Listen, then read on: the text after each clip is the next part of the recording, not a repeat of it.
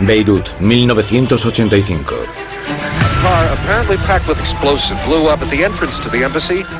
Los estadounidenses son el objetivo de una serie de mortíferos ataques terroristas.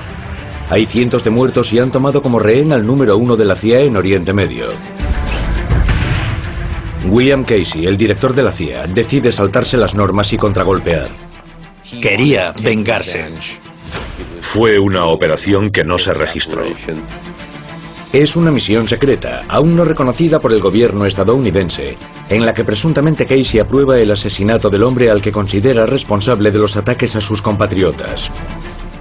Bill Casey estaba convencido de que era Fatlallah el impulsor de Hezbollah. Decidió que era un destacado terrorista y que había que liquidarlo. El 8 de marzo de 1985 actúan los asesinos. Era un coche bomba. Lo llevaron al barrio de Fatlallah con la intención de matarlo. He aquí la historia secreta del coche bomba de Beirut, a partir de las conversaciones con el exdirector de la CIA.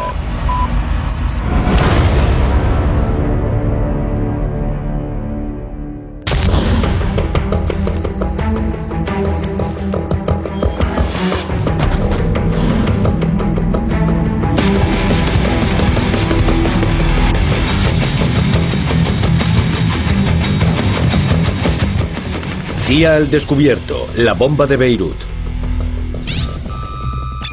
Beirut, Líbano, 1983.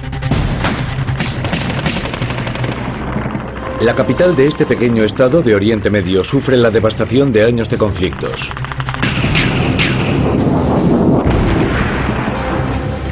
Llegan a la ciudad tropas estadounidenses. No es una invasión, su misión es llevar la paz.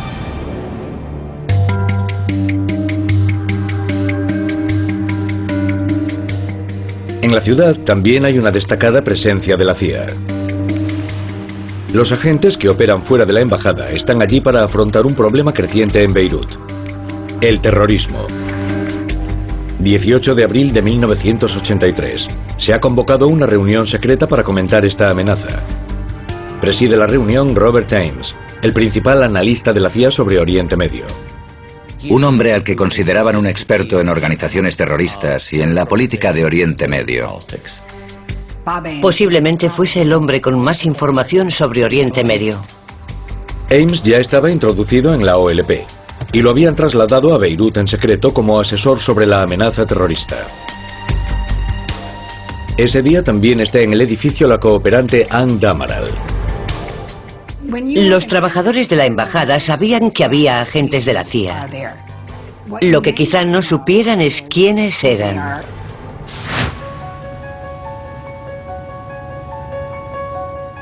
Mientras tiene lugar la reunión secreta de la CIA, una furgoneta blanca recorre las calles de Beirut con destino a la embajada. Fueron pocos los que lo intuyeron. Era la calma antes de la tempestad.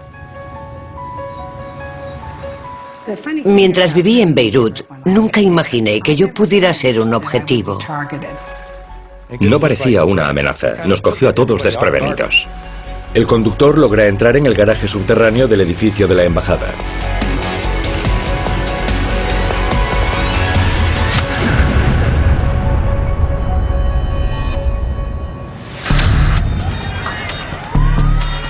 La explosión hace que se derrumbe la sección central del edificio. Son 7 pisos convertidos en ladrillos y escombros. Ann Damaral es una de las personas atrapadas bajo los restos. No podía moverme. Oí que decían, Yalavina, Yalavina. Es decir, vamos, vamos. Vi que había 4 jóvenes libaneses cerca de mí. Hicieron una especie de camilla y me llevaron a toda prisa a través del jardín. Las cámaras graban el rescate de Ann, una de las afortunadas.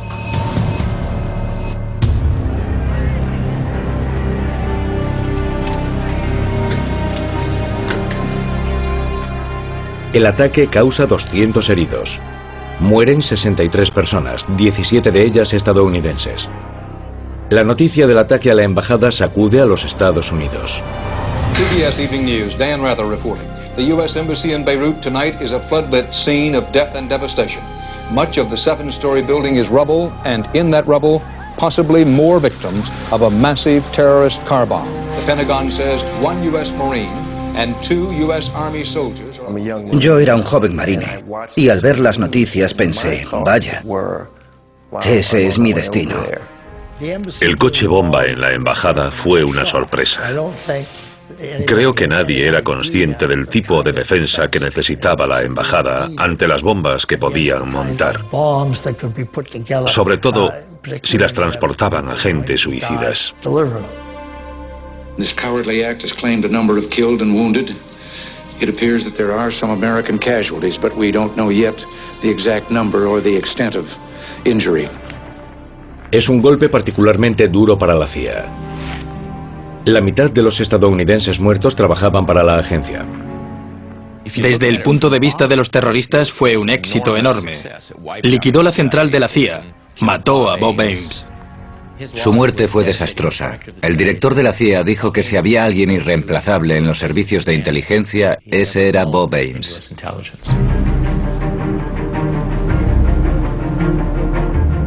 El director de la CIA es William Casey y se lo toma como algo personal. Casey era un hombre muy inteligente.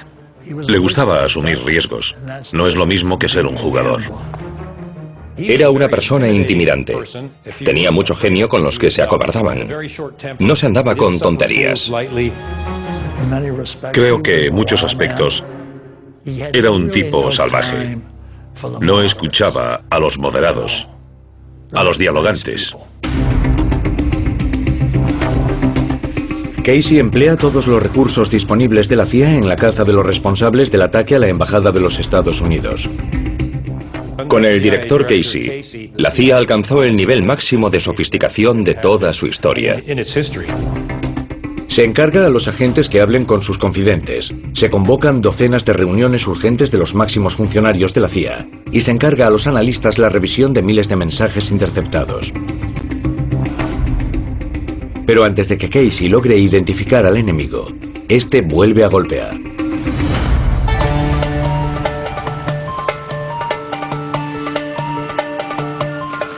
Su objetivo son los más de 1.800 marines destacados en el Líbano como encargados de mantener la paz. Los Estados Unidos habían decidido enviar tropas al Líbano para ayudar a estabilizar el país. Actuábamos como enlace entre el gobierno libanés y las milicias armadas hasta que el gobierno libanés lograse la estabilidad. No los enviaron para luchar, su misión era mantener la paz. Era una misión pacificadora. El grueso de las tropas tenía como base unos barracones próximos al aeropuerto de Beirut. Desde el tejado del edificio se veía la terminal principal y a la derecha las montañas y el mar Mediterráneo. Es una posición peligrosamente cercana a una zona de Beirut controlada por las milicias musulmanas. No era una localización que destacase por su seguridad. 23 de octubre de 1983. A primera hora sale un camión de Beirut bajo control musulmán y toma la carretera del aeropuerto hacia los barracones. Simultáneamente, Kevin Giggets, cabo de los marines, finaliza su turno de guardia. Bajé a la zona de los dormitorios, me quité las botas y me acosté. Mientras Giggets se dispone a dormir, el vehículo se aproxima al perímetro de los barracones. El camión recorrió la carretera del aeropuerto, giró hacia el aparcamiento de la terminal principal y atravesó una barrera de alambre de espino. Como fuerza de pacificación, las armas de los marines no están cargadas. Los guardias ven la cara del conductor mientras se dirige hacia los barracones. Está sonriendo. Llegó hasta este gran edificio que ocupaban los barracones. Lo que me despertó fue el contacto inicial de la furgoneta con la garita. La furgoneta se lanza hacia la planta baja de los barracones lista para ser explosionada. Eché mano del arma y dije, empieza la función, es lo último que recuerdo.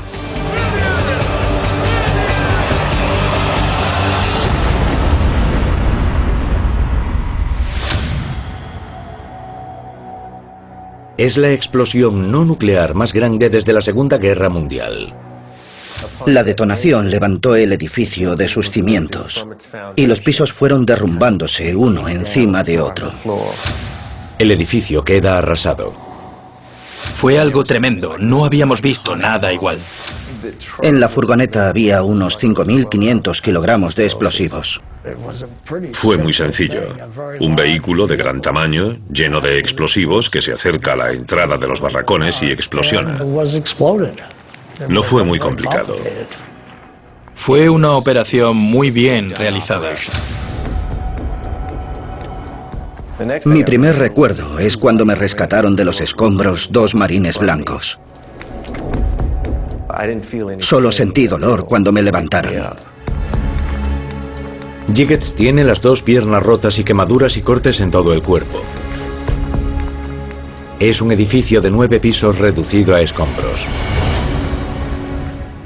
Hasta el 11S, este fue el atentado terrorista más importante contra ciudadanos estadounidenses en la historia de nuestro país. Mataron a 241 soldados estadounidenses, 240 de ellos marines. El mayor número de bajas de soldados en una sola acción desde Iwo Jima. I know there are no words that can express our sorrow and grief over the loss of those splendid young men. Likewise, there are no words to properly express our outrage, and I think the outrage of all Americans at the despicable act.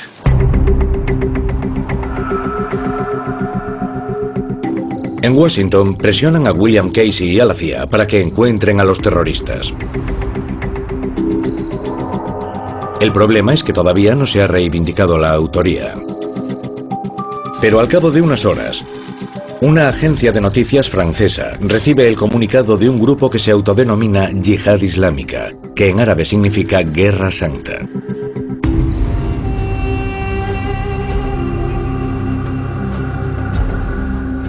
El grupo dice ser el responsable de 2 atentados, uno contra los marines y otro simultáneo en la ciudad que se cobra la vida de 58 soldados franceses. Pero en Washington nadie ha oído hablar de la Yihad Islámica. Cuando la Yihad Islámica reivindicó el atentado no sabíamos absolutamente nada de ella. No sabíamos ni que existía esa organización. Cogió desprevenida a la CIA. No disponíamos de estructura interna para afrontar aquel tipo de amenaza. No sabíamos dónde estaba, qué era ni quiénes estaban detrás. William Casey está decidido a que la CIA descubra y lleve ante la justicia a los autores de tan horrendo crimen.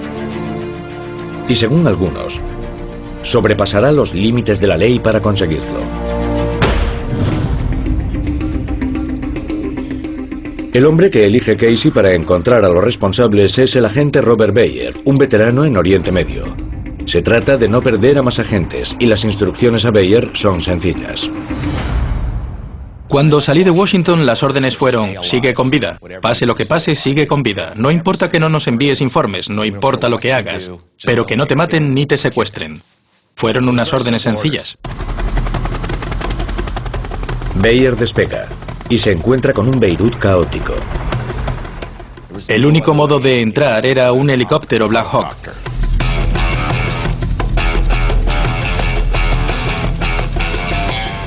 Sobrevolamos el mar a unos 3 metros de altura. El helicóptero descendió, formó una nube de espuma. Entramos a más de 300 kilómetros por hora.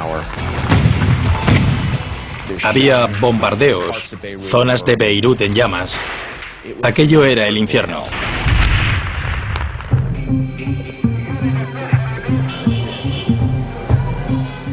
Bayer y los demás agentes ponen en marcha una operación de perfil bajo. Estábamos en Líbano, había una guerra civil. Lo prioritario era no llamar la atención en la calle. No nos vestíamos con trajes, siempre con vaqueros y zapatos usados. No usábamos la radio en público. No llevábamos armas. Parecíamos vagabundos que pasaban por allí.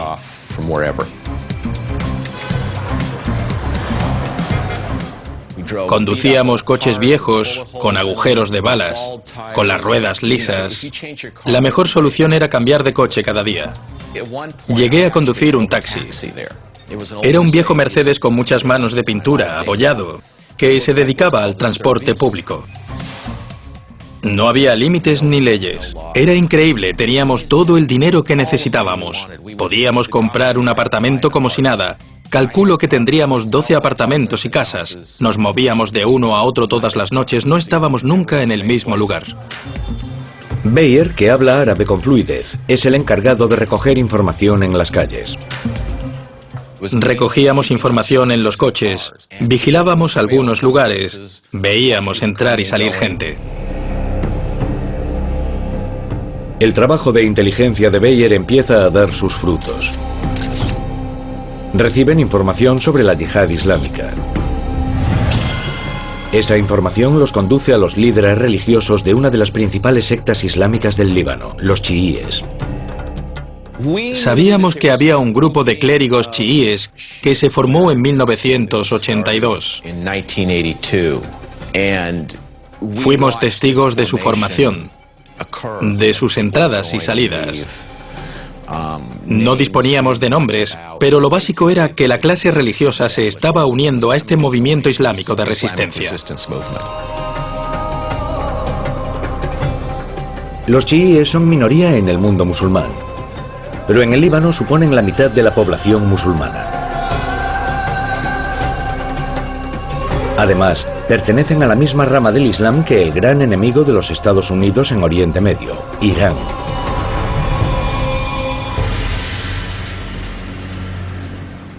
A pesar de los recursos ilimitados de la CIA, los esfuerzos de Bayer por introducirse en la yihad islámica se topan con un muro.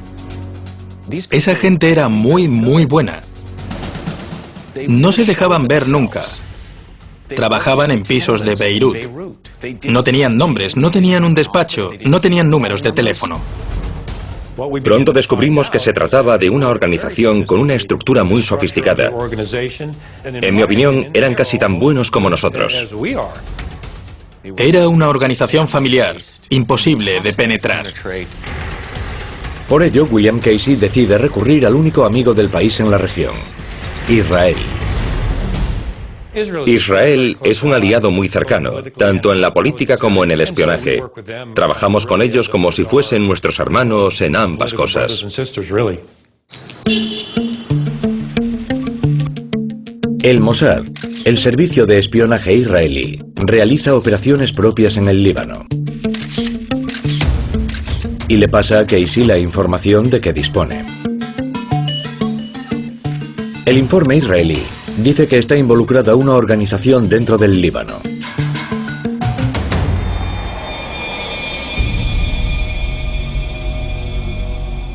Los israelíes descubren una casa en Damasco, capital de la vecina Siria, donde dicen que un espía sirio habló de los atentados contra los marines 3 días antes de que se produjesen.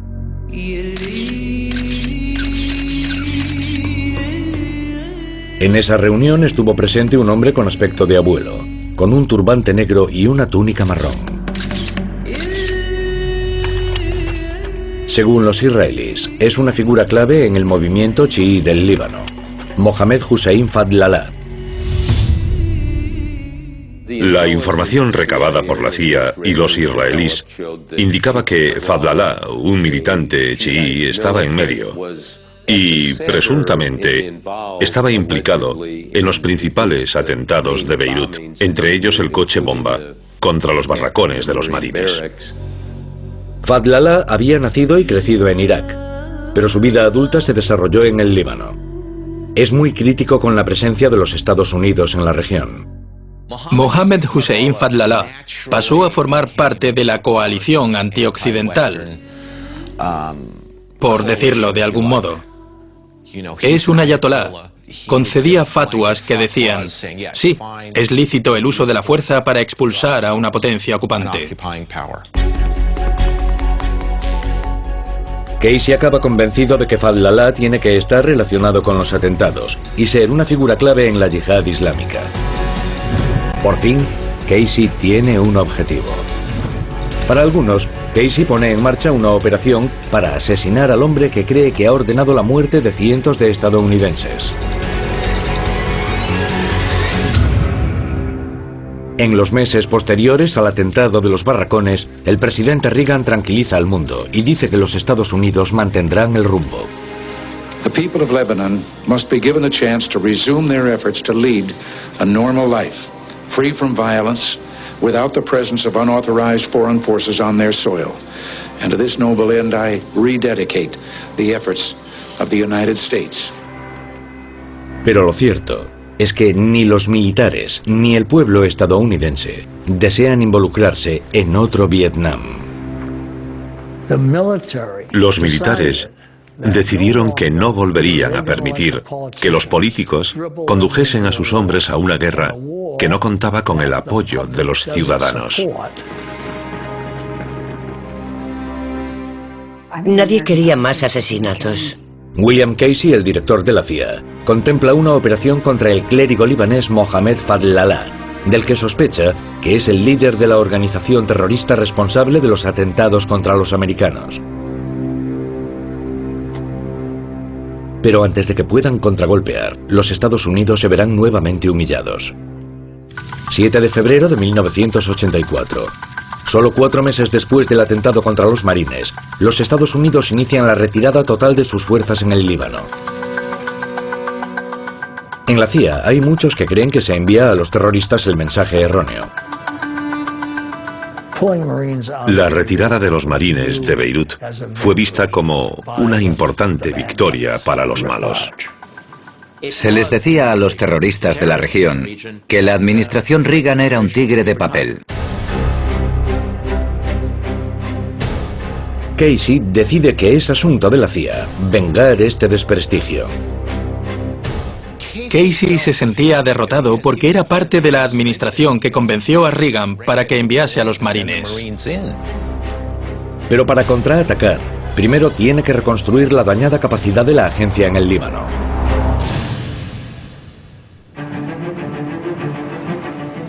La primera medida de Casey es enviar un nuevo jefe de destacamento, William Buckley. Buckley era un buen tipo, de gran solidez, experto en operaciones paramilitares. Buckley, un excomando que luchó en Vietnam, será el hombre más importante de la CIA sobre el terreno de Beirut. Casey promete a Buckley que le proporcionará cuanto necesite para combatir la amenaza terrorista que supone la yihad islámica.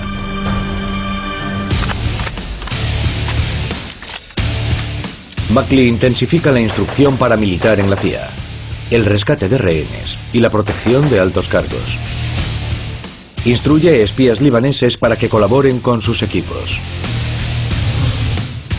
En el cuartel general de la CIA en Langley, Casey dispone de 50 analistas muy cualificados trabajando exclusivamente en el terrorismo islámico de Oriente Medio.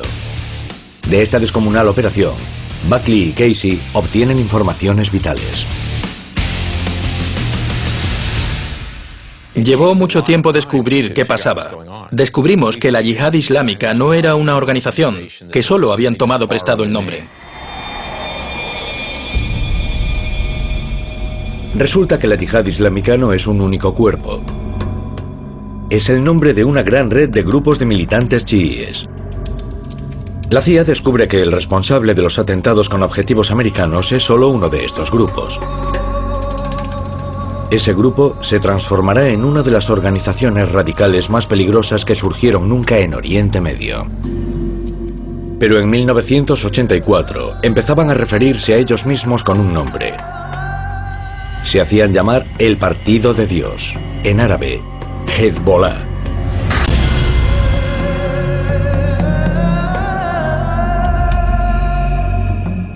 Hoy todo el mundo habla de Hezbollah. En aquel momento yo no había oído hablar nunca de ellos.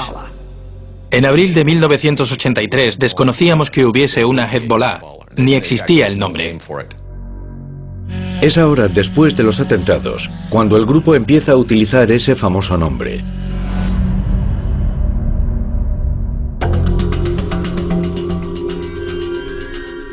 Hezbollah fue creada por el mayor enemigo de los Estados Unidos en la región, Irán. En 1982, su líder espiritual, el Ayatollah Khomeini, envió 1000 guardias revolucionarios iraníes a instruir a los guerreros chiíes del Líbano. Hezbollah fue una creación de los cuerpos de la Guardia Revolucionaria Islámica. No hay ninguna duda al respecto. Ellos la crearon y organizaron. Y ahora Hezbollah libra la gran guerra de Irán en el Líbano. Se trataba de una extensión de la revolución iraní. El esfuerzo de Irán por expandir la revolución al mundo árabe. Tuvieron un gran éxito. El Líbano fue el primer paso. La CIA descubre que Irán está entrenando a los milicianos de Hezbollah en la frontera sirio-libanesa. Pronto recibe más información vital. Tanto las fuerzas de seguridad libanesas como el Mossad israelí comunican a la CIA que hay una figura prominente en la estructura interna de Hezbollah, el ínclito Mohammed Fadlallah. El mismo hombre que Casey cree que está detrás de los atentados contra la embajada y los marines estadounidenses.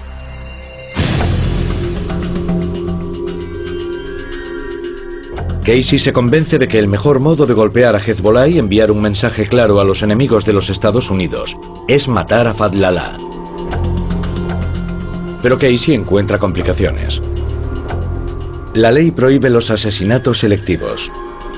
Durante el Watergate, el presidente Gerald Ford emitió un decreto ejecutivo que prohibía los asesinatos por parte de cualquier agencia, incluida la CIA. En los años 80, Casey tenía las manos atadas y por eso se apartó de la ley.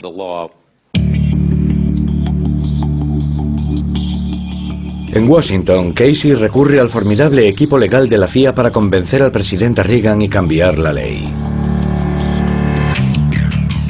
Su argumento es que un ataque preventivo contra Fadlallah debe considerarse un acto de legítima defensa.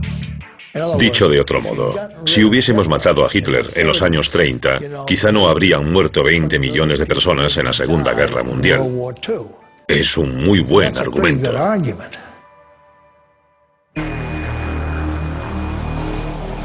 Beirut, marzo de 1984.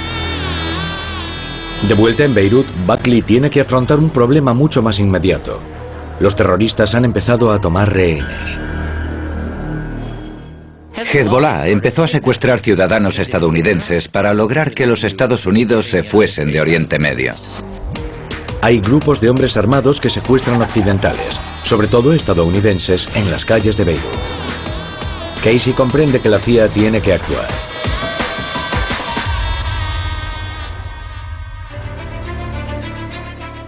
Buckley empieza a trazar un arriesgado plan de rescate.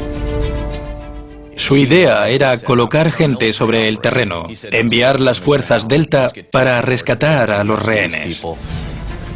El plan de Buckley es que los boinas verdes y las fuerzas especiales israelíes entren en la ciudad en barco protegidos por la oscuridad. Simultáneamente, los agentes del Mossad en la ciudad iniciarán una maniobra de distracción colocando bombas en las casas de algunos sospechosos de terrorismo islámico. Los boinas verdes se lanzarán sobre una serie de lugares sospechosos y realizarán ataques rápidos para rescatar a los rehenes y eliminar a los terroristas.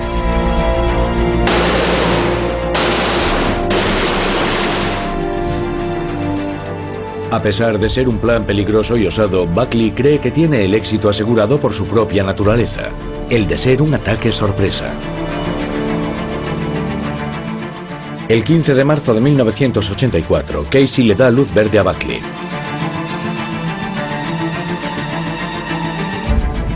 Pero Hezbollah vuelve a golpear antes de que se ponga en marcha el plan.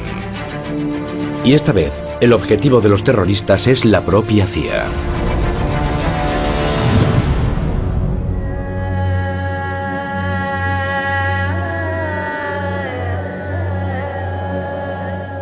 Desde su llegada a Beirut, Buckley ha tenido una aventura con una hermosa joven libanesa llamada Senub. Pero Buckley no sabe que Senub trabaja para Hezbollah. Controla todos los detalles de la rutina personal de Buckley y pasa la información a los líderes de Hezbollah. Buckley era muy previsible en sus traslados a la embajada. Un alto mando militar le advirtió de ello. Le dijo que dejase de hacerlo porque se ponía en peligro. Buckley hace caso omiso. Cree que está a salvo de cualquier ataque e ignora la verdadera identidad de Senoop. 6 de marzo de 1984. Buckley sale de su apartamento en Beirut con un maletín con documentos secretos. Baja en ascensor hasta el garaje. Se le acerca un hombre bien vestido.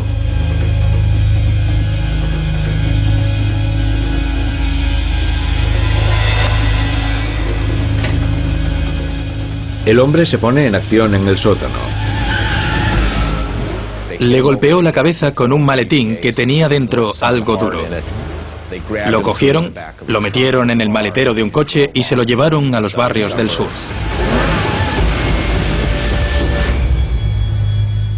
Para Casey, el secuestro del jefe de destacamento en Beirut es un desastre sin precedentes.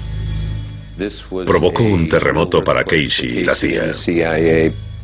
William Buckley era un jefe de destacamento y tenía en su cabeza un gran volumen de información sobre la CIA. Se decía que Hezbollah torturaba a Buckley cada día.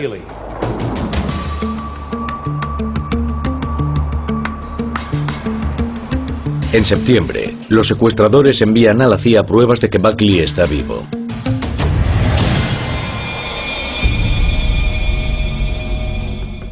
Al final apareció un vídeo que vio Casey en el que se torturaba a Buckley. Estaba casi muerto, babeando. Se entendía a duras penas lo que decía. Existía la preocupación de que la información secreta que le sacasen al jefe Buckley mediante tortura produjese graves daños en la seguridad nacional. Los agentes libaneses de Buckley empezaron a desaparecer o a aparecer muertos. Con la pérdida del jefe de destacamento y con la red de espionaje del Líbano seriamente dañada, Casey teme que se haya arruinado toda la operación de la agencia en Oriente Medio. Mostró los límites del poder de los Estados Unidos. No eran capaces de proteger a sus agentes de inteligencia en el extranjero. Hezbollah retenía a aquel hombre y parecía que los Estados Unidos no podían hacer nada al respecto. Que uno de los suyos fuese torturado y asesinado de aquel modo, que el vídeo llegase a Casey y a la CIA, impulsó la idea que decía: tenemos que reaccionar, y si nuestras manos están atadas por las normas, por las leyes, por los decretos ejecutivos, al diablo pues con todo. Hagamos el trabajo igual. Y cualquier duda que pudiese albergar Casey sobre el ataque a los terroristas se disipó cuando estos volvieron a actuar.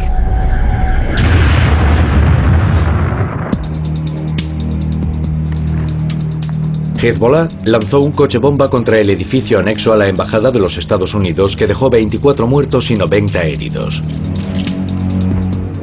Pero esta vez, la CIA vincula el atentado a Hezbollah.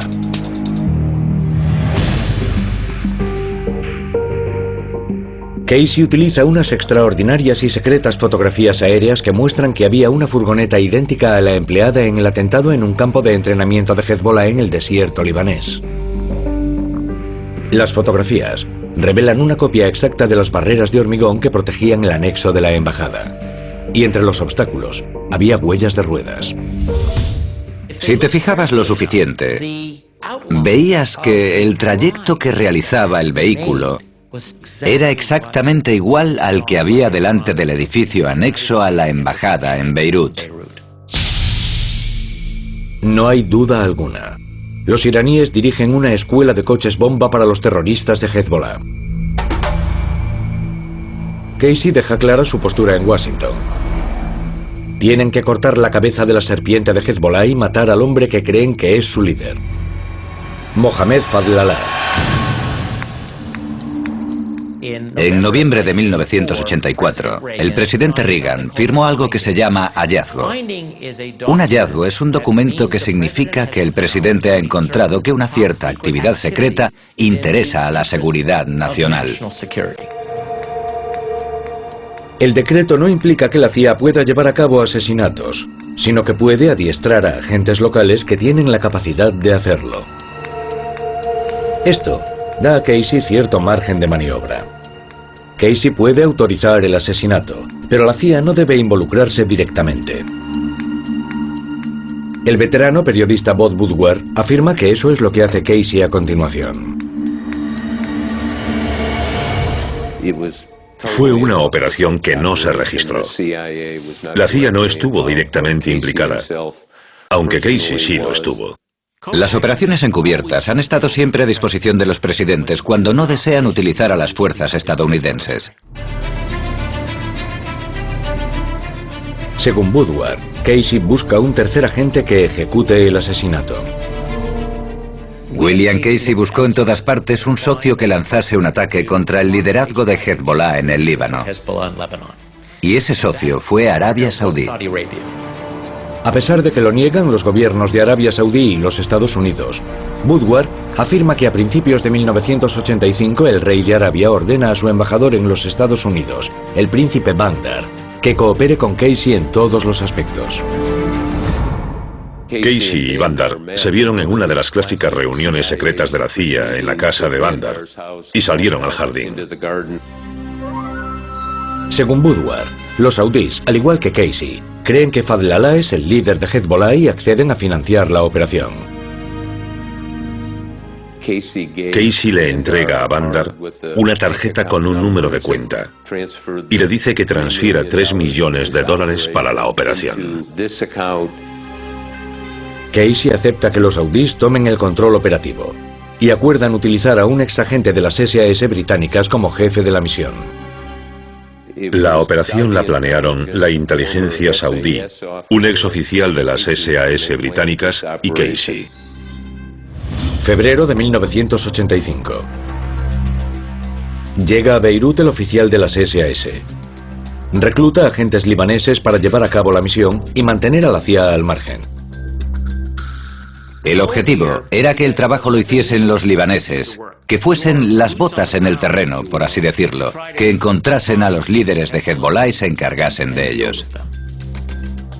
El plan es simple: golpear a Fadlallah con el arma de los terroristas. La gran ironía: un coche bomba. Un agente se encarga de conseguir una gran cantidad de explosivos. Otro elige el vehículo. Se paga a los confidentes para que descubran dónde está Fadlallah a una hora determinada. El hombre elegido para conducir el vehículo es Eli Jovika, el líder de una milicia cristiana. La bomba se activará con un temporizador que pondrá en marcha Jovika antes de abandonar el lugar. Todo está preparado. El equipo recibe luz verde y se inicia la operación para matar a Fadlallah.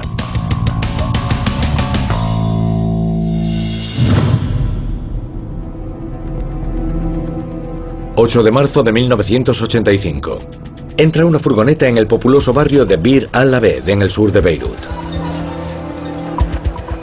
Debajo de las cajas de verduras se esconden 340 kilos de explosivos.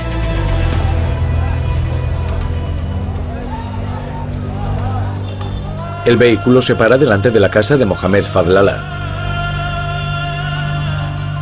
Los confidentes dicen que Fadlallah regresará pronto a casa desde la mezquita. Hay vigilantes encargados de avisar al conductor, Eli Jovika, de la salida de Fadlallah. A las 2 de la tarde, Fadlallah sale de la mezquita tras las oraciones del viernes. Uno de los vigilantes identifica a Fadlallah y avisa a Jovika para que prepare la detonación de la bomba.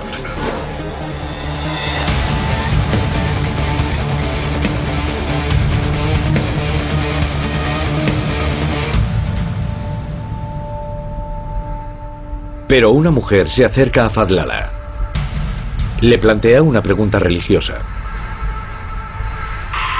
Hay que parar la detonación. Fadlallah está muy lejos de la bomba.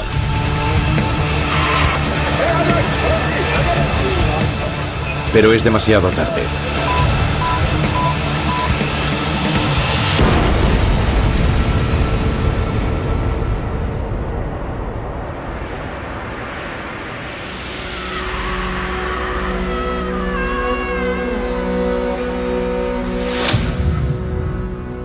La explosión deja 83 muertos y 283 heridos.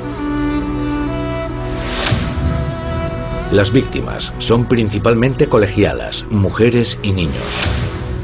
Se destruyen edificios que estaban a 200 metros. A pesar de la potencia de la explosión, no han conseguido su objetivo. Fadlallah se queda fuera del radio de la explosión. El clérigo, rodeado por sus seguidores, se aleja caminando. No lo mataron. Mataron a 80 personas inocentes y Fadlallah se escapó. Los testigos de la escena saben perfectamente quién está detrás del atentado.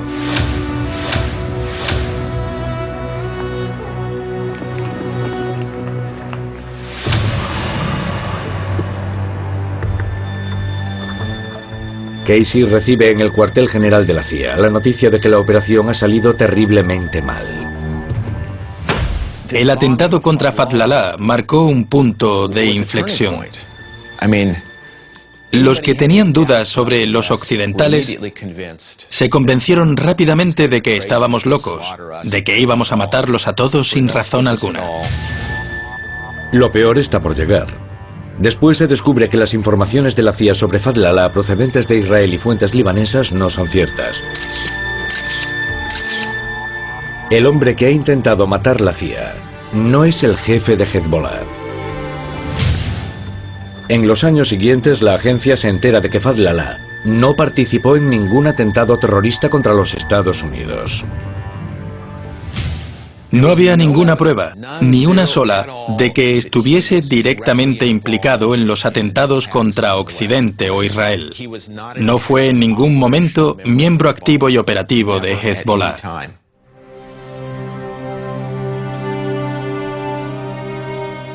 Todavía hoy el príncipe Bandar y los gobiernos de Arabia Saudí y los Estados Unidos niegan su participación en el atentado contra Fadlallah.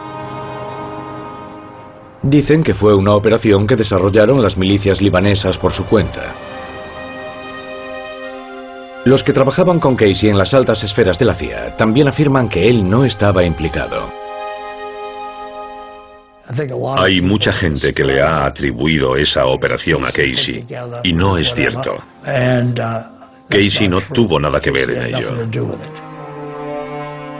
A pesar de estos desmentidos públicos, es el mismo William Casey el que está dispuesto a hacer pública su participación personal en el asunto.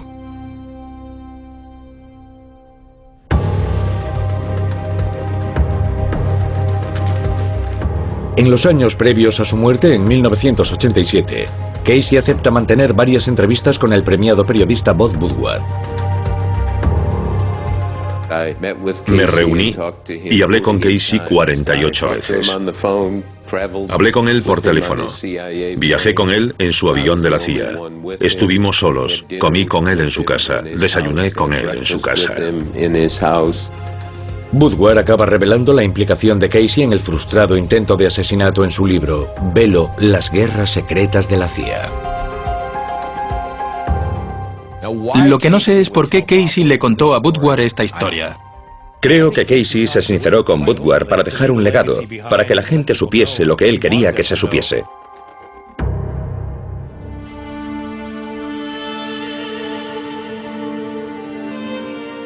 Ha habido muchas especulaciones sobre lo que llevó a Casey a hablar con Woodward. Muchos creen que lo hizo porque quería asegurarse de que la CIA aprendiese de sus errores en Beirut. En aquel caso subestimamos al enemigo y nos salió el tiro por la culata. Hasta el 11S, el atentado contra la base de los marines fue el atentado terrorista más importante contra ciudadanos estadounidenses en la historia de nuestro país. En 1983, perdieron la vida cientos de estadounidenses, entre ellos 241 marines por fallos en el espionaje. Es una pérdida que muchos se niegan a olvidar. Aquello sigue vivo en el corazón de los veteranos de Beirut. No hay ni un solo día que no piense en ello, que no lo recuerde. Casey también estaba decidido a que las muertes de los anteriores atentados, las de los marines, las de los agentes de la CIA y los funcionarios de la embajada, no fuesen en vano. La CIA necesitaba desesperadamente emplear tácticas más efectivas contra los extremistas. Casey concluyó que debíamos hacer algo más para combatir el terrorismo. La lección que aprendió Casey fue que la CIA debía buscar otros modos de conseguir mejor información sobre sus enemigos y métodos más precisos de eliminarlos.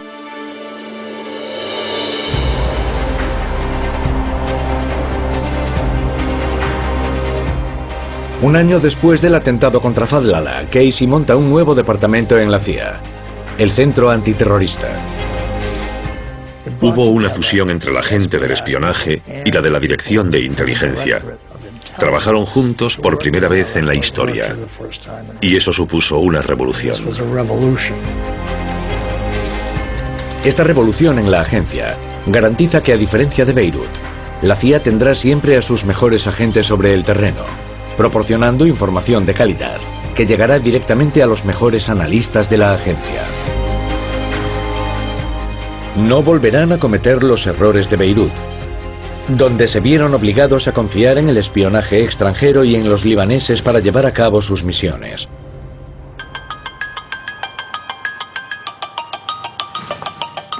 En 1986, el Centro Antiterrorista inicia el desarrollo de un nuevo método de alcanzar con precisión a sus enemigos: los vehículos aéreos no tripulados. Fue el comienzo de lo que hoy conocemos como drones letales. Fue su génesis.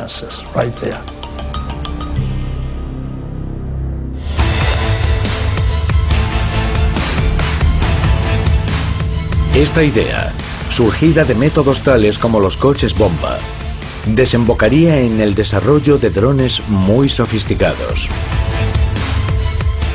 Hizo falta una generación para perfeccionarlos, pero hoy los drones son un arma integral y muy efectiva de la campaña antiterrorista de la CIA. Es una nueva era. Y si pensamos en las torpes maniobras de Casey con Mohamed Fadlallah, son un juego de niños comparado con lo que se hace ahora.